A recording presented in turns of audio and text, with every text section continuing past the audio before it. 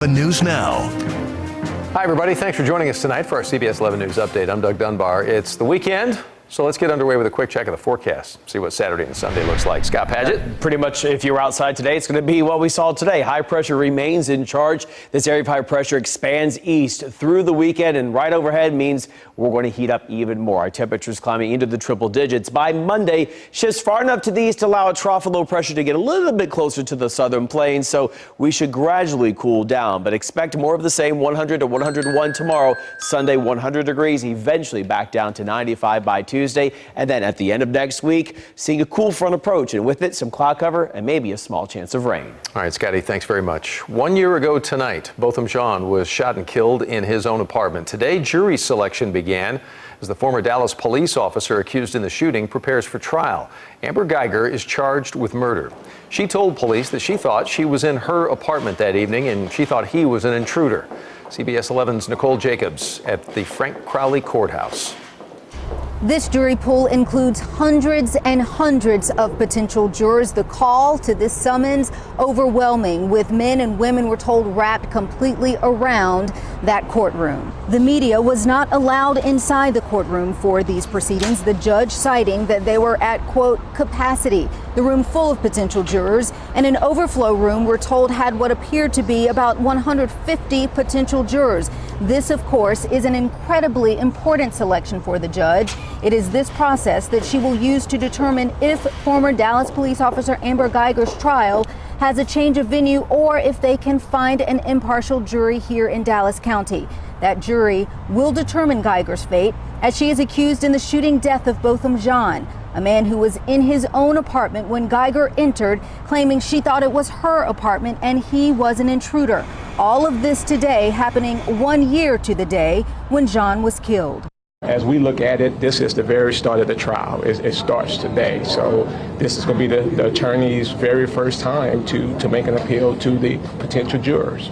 Family attorneys for Jean say merely having heard of this case should not exempt jurors from being a part of this jury. They say it's a matter of whether or not they can find an impartial jury based on the evidence of this case. This trial is set to begin September 23rd. In Dallas, Nicole Jacobs, CBS 11 News. The MD-80 was the workhorse for American Airlines for 36 years. They flew them by the hundreds, but time has caught up with the plane, affectionately called the Mad Dog by many. American retired its final 26 MD-80s this week, replacing them with newer, more efficient planes. But Chris Van Cleve tonight shows us what happens to a jet when their flying days are over. American 9466, you got people up here watching, so make it a good one. Clear for takeoff. This will be the final takeoff for American Airlines Flight 9466, touching the painted early morning sky for the last time as it flies from Dallas to Roswell, New Mexico. Retirement flights are special. Typically, there are only pilots. We're about the only passengers on board, which means we do have our pick of seats. Here we go. Captain Dave Clark was at the controls. After 53,563 flight hours and approximately 3.2 million passengers since it first took off, with this final entry in the plane's log, Clark closed the book on American's MD-80 fleet, an old friend of his for 27 years. You know this day is coming for a while, but to realize this is your last takeoff, your last landing, this is the last time you sign the logbook, shut the engines down, it's a little surreal. Well, that's it.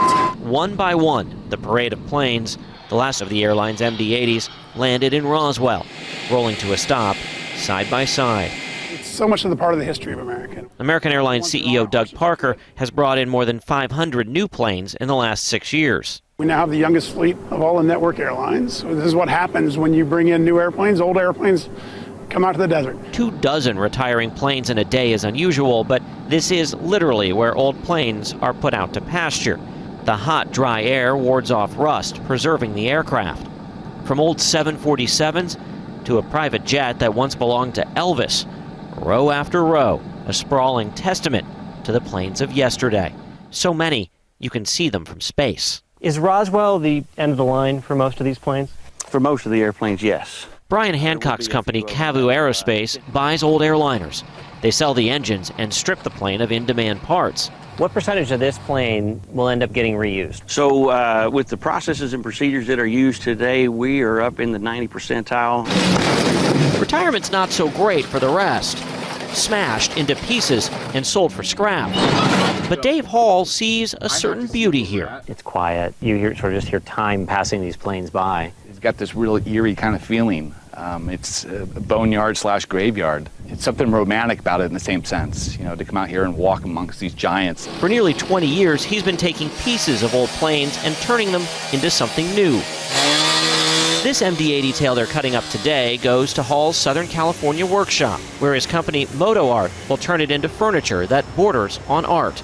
A sofa, this mile-high bed, or his bestseller, these tables. I felt like it was really kind of like our duty to kind of preserve aviation history a little bit.